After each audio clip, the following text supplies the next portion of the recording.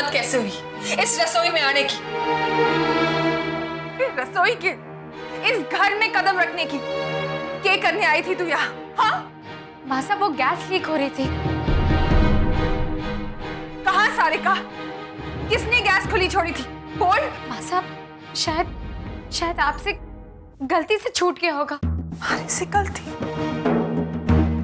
ना सारिका, हमारे से सिर्फ एक ही गलती हुई, जो थारे को मैं अपनी घर की बहू बना लाई, जिसके लिए आज तक मैं पछता रही हूँ। पर माँ साहब, मैं सच कह रही हूँ, शायद अनजाने में छूट गया होगा। देखिए ना, अभी भी गैस की बू आ रही है। बस कर अपना ये नाटक सारिका, हमारे को कोई बू नहीं आ रही है। ये झूठ, ये नाटक किस लिए सारिका? हमारे और करीब आने के लिए? कोमल ठीक ही कहती थी, बड़ी शातिर है तू। ऐसा शायद आपको जुकाम है, इसलिए आपको पता नहीं चल। अपनी डॉक्टरी बंद कर सारिका, और जिस रास्ते आई है उसी रास्ते वापस चली जा। ऐसा मैं सच कह रही हूँ, यहाँ सच में गैस लीक हो रही थी। तो अगर गैस सच में खुली होती तो क्या हो जाता? मर जाती ना मैं। अरे मर जाती तो मर जाती। हमारे हाथों बचने से अच्छा हमारे को मौत भली है। क्यों सारिका, क्यों क्यों बार बार हमारे सामने आवे? कितनी बार कहा थारे से, जब भी मैं थारे को देखूं, हमारे को अपना टूटा हुआ परिवार नजर आता है, जिसकी वजह सिर्फ तू है। चली जा यहां से, मैं कहूं चली जा। अरे शक्ल नहीं देखनी है हमारे को, चली जा।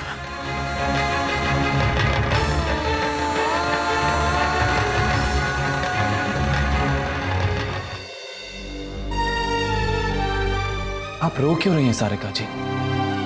आपने तो एक अच्छा काम किया है, इतनी बड़ी अनहोनी होने से टाल दी। जी,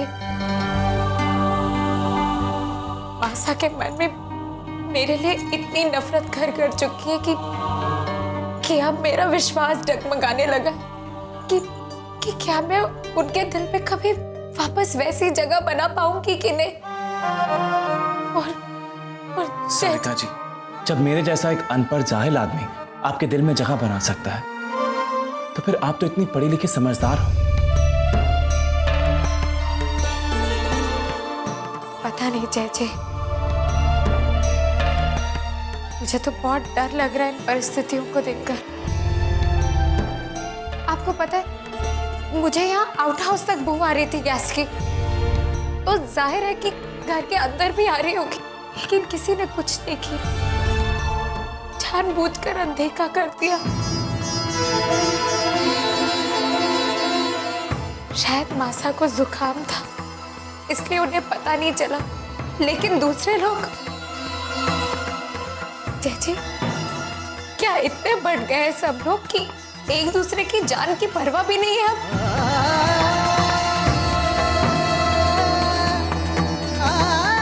नफरत तो वैसे ही मार देती है इंसान को। वही तो करना है हमें, सबके बीच प्यार जगाना है, और हम करेंगे सारिका जी। हम ये हालात बदल देंगे।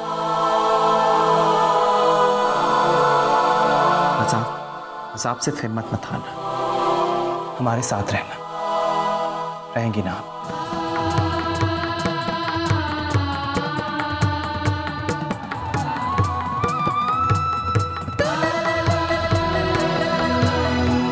मेरी परछाई मेरा साथ छोड़ सकती है, लेकिन मैं आपसे दूर नहीं रह सकती। और साथ क्या देना, आप ही ने कहा था ना कि अब हम दोनों सिर्फ हम हैं, मैं या आप नहीं।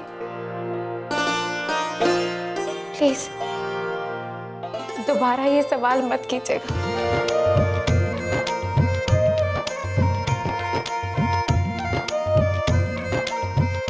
आपकी इन्हीं बातों का तो दीवाना हूं मैं। भगवान ने आपको हमारी जीवन संगनी बनाकर हमें दुनिया का सबसे अमीर आदमी बना दिया है। नहीं जय, हम अमीर तब होंगे जब हमारा पूरा परिवार हमारे साथ होगा। साथ? अब कैसा साथ बाबूजी? पारस मनाने के लिए मैंने मना ना किया है, लेकिन सब कुछ जानते हुए भी संतोष भाभी ने कोमल के ससुराल वालों को न्योता क्यों दिया? बहू ने जानबूझकर ऐसा नहीं किया। कोमल की सास ने खुद ने इच्छा जाहिर की थी आने की, फिर संतोष मना कैसे कर सकते थे? समझिए हमारे। लेकिन भाभी कोमल से कहकर कोई बहाना भी तो बना सकती थी। मैंने थारे जैसी बेशर्मी की चादर ना ओढ़ रखी है। एक बात सुन ले घनश्याम, जब समधी आ ही रहे हैं उनके सामने हमें एक होकर रहना होगा, भले दिखावे के लिए ही सही, और एक ही दिन की तो बात है। दादाजी, एक दिन में क्या होगा? आज नहीं तो कल उन्हें सच का पता चल ही जाएगा कि इस घर में बंटवारा हो गया है, तो छुपाने की क्या जरूरत है? वो दिन परसों तो आ ही रहा है, तो सामना करते हैं ना। बहु लिहाज रख, बड़ों की बात है, चुप रहे तो अच्छा है। भाऊजी, शिखा कुछ गलत तो ना कह रही है। भाऊजी, मेरा बेटा जेल में है, मैं बारस मना रहा हूं, बस यही बहुत बड़ी बात है। और मुझसे उम्मीद ना करना बाबूजी कि मैं उन लोगों को गले लगाऊं, उनके साथ बारस मनाऊं जिनकी वजह से मेरा बेटा जेल गया है। मैं थारे से तारी राय ना पूछा हूं घनश्याम, अरे बाप हूं मैं, आदेश दे रहा हूं। तूने कहा बंटवारा, मैंने किया। तूने जो जो कहा, जैसे जैसे कहा, बंटवारा किया मैंने। लेकिन आज एक होने से मना किया तो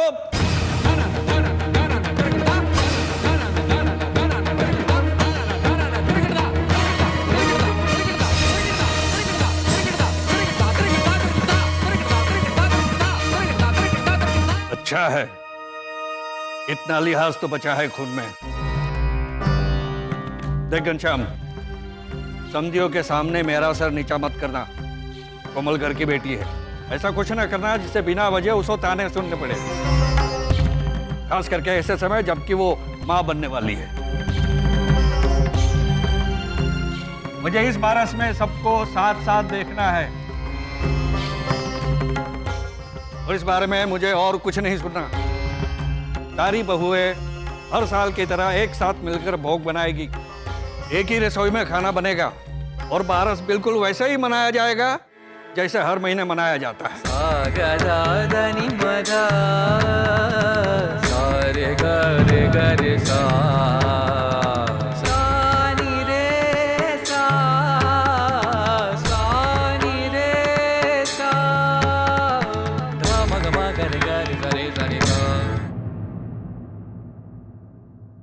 मैं जो काम हाथ में लेता हूँ पूरा करके ही दम लेता हूँ।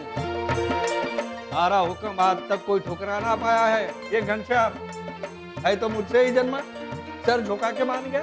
वाह दादाजी, मान गए आपको। अरे दादा हूँ तारा, ऊपर से मारवाड़ी।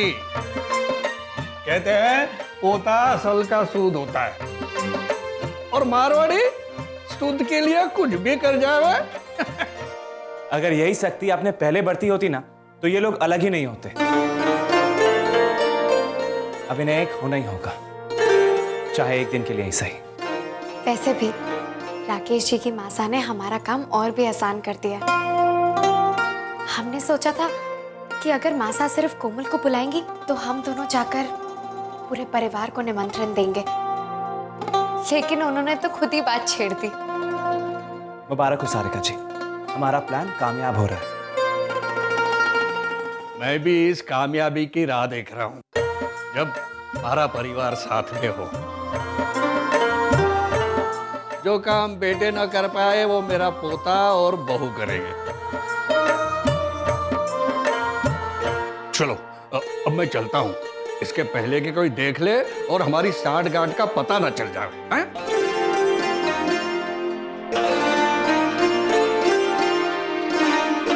सच ही कहा है किसी ने, इंसान अगर अच्छे काम के लिए बुलंद इरादों से और सच्ची चाहत से निकलो तो सारी कायनात मिल जाती है आपके साथ, आपको कामयाब बनाने के लिए। जब सच्चा प्यार सका साथ हो तो कुछ भी नामुमकिन नहीं होता। आज एक दिन के लिए हमारा परिवार एक हो रहा है। हमें कुछ ऐसा करना चाहिए कि दोनों परिवार एक दूसरे के इतने करीब आ जाए कि 2 दिन पहले हुए बंटवारे को भूल जाए और फिर कभी एक दूसरे से अलग ना हो पाए। ऐसा ही कुछ होगा पारस के दिन।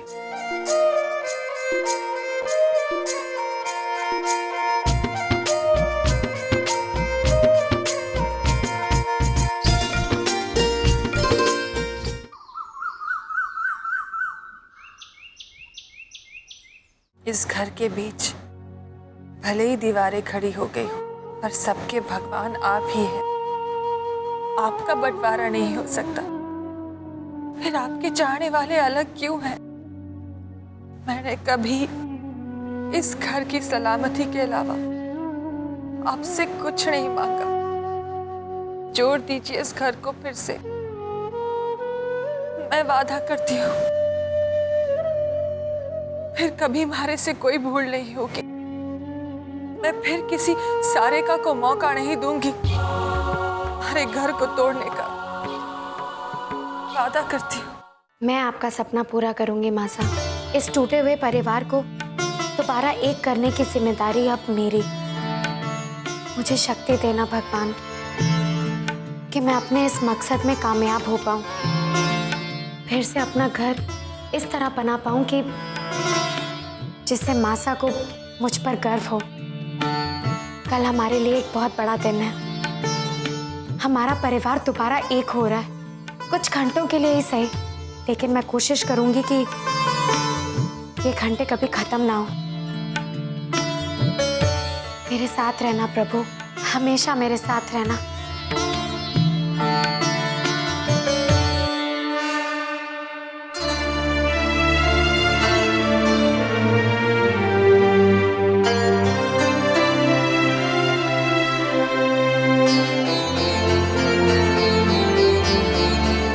आपने बताया नहीं कि आप कहाँ जा रहे हैं? वो कहा था ना, पापा के साथ गल्ले पर बैठने का वादा किया है।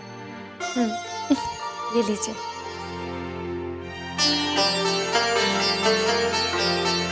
आप जहाँ भी जाएं, हमेशा सफल रहें। Thank you so much. आपकी इस दुआ की बहुत जरूरत थी।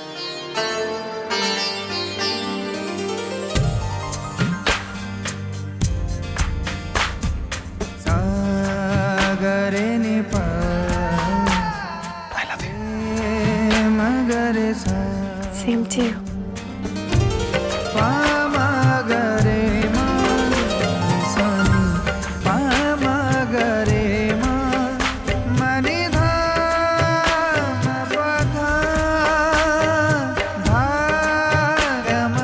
चलता।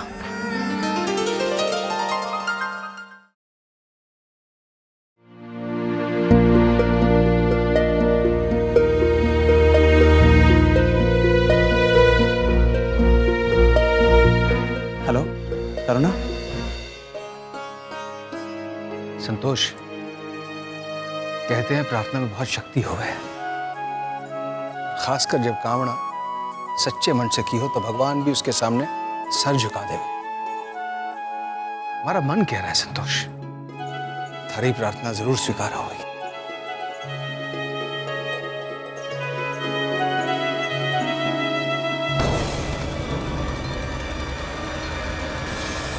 क्यों गया?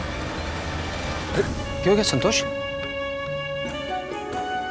कुछ ना, बस जरा सा चक्कर आ गया। बैठ बैठ बैठ।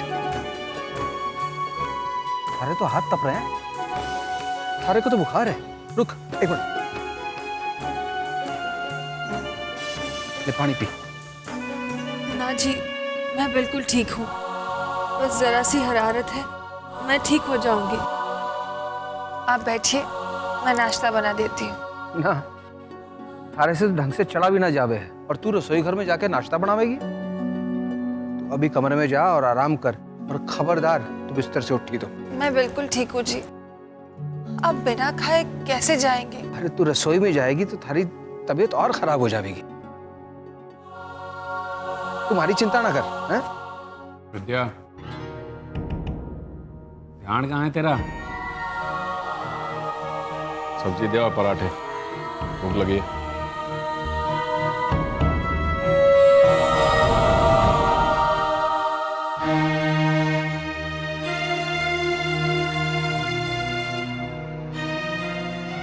मैं नहीं आती। देखिए, मैं आप दोनों को बिना खाए नहीं जाने दूंगी। और मैं थारे को रसोई में ना जाने दूंगा।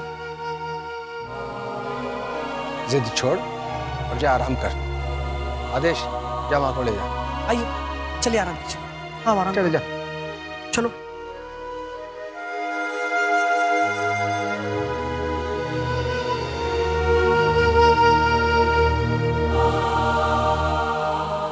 एक तो पहले से ही चिंता के कारण दादी की तबीयत ठीक नहीं है और अब माँ बेवजह ना उसकी चिंता, उसकी चिंता की वजह है,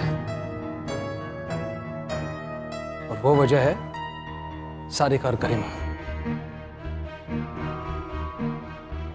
सारिका ने जो किया सो किया, मगर आदेश करीमा ने भी संतोष का बहुत दिल दुखाया है। सारी जिम्मेदारियां भूलकर वो अपने मायके में जाकर बैठी हुई है। इस वक्त जब संतोष को उसकी सबसे ज्यादा जरूरत है, वो यहां आया है।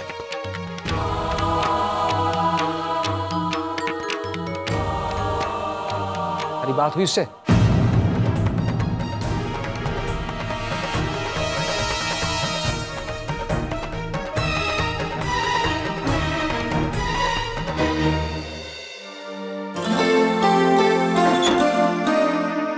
नंदू काका,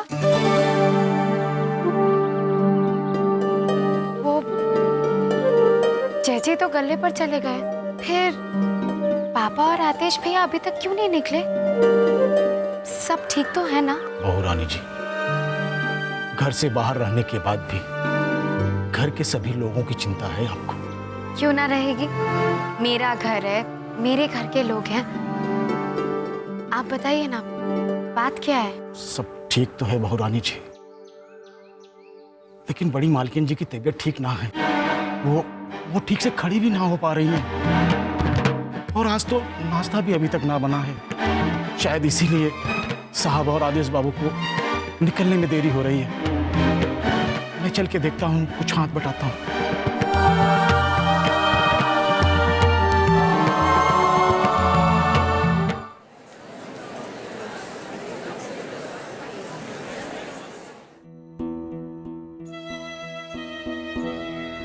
यहाँ आउट हाउस में ना तो बर्तन है ना गैस चूल्हा कि मैं कुछ जल्दी से कुछ बना दूं। क्या करूं?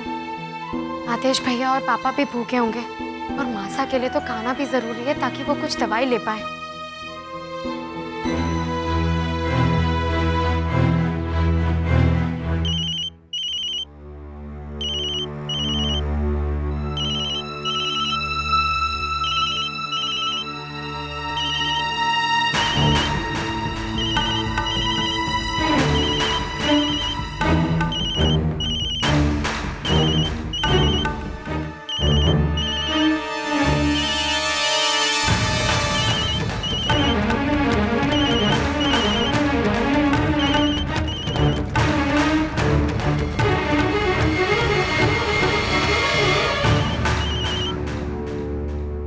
हाँ सारिका बोल। मासा की तबीयत खराब है?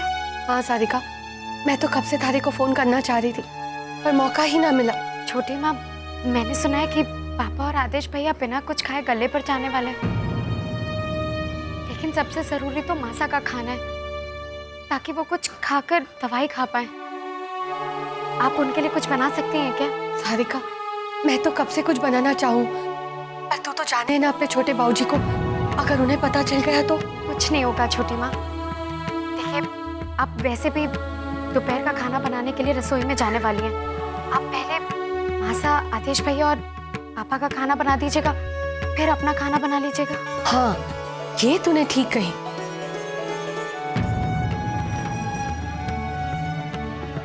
सारिका, खाना तो मैं बना दूंगी, लेकिन पहुंचाएंगे कैसे? अगर मैं दूंगी तो हो सकता है दीदी ना ले। छोटी माँ, आप बिल्कुल भी उसकी फिक्र मत कीजिए। आप खाना बनाइए, मैं रसोई की खिड़की के पास खड़ी हूँ। आप खाना बनाकर मुझे दीजिएगा। खाना मासा तक पहुँचाना मेरी जिम्मेदारी। ठीक है।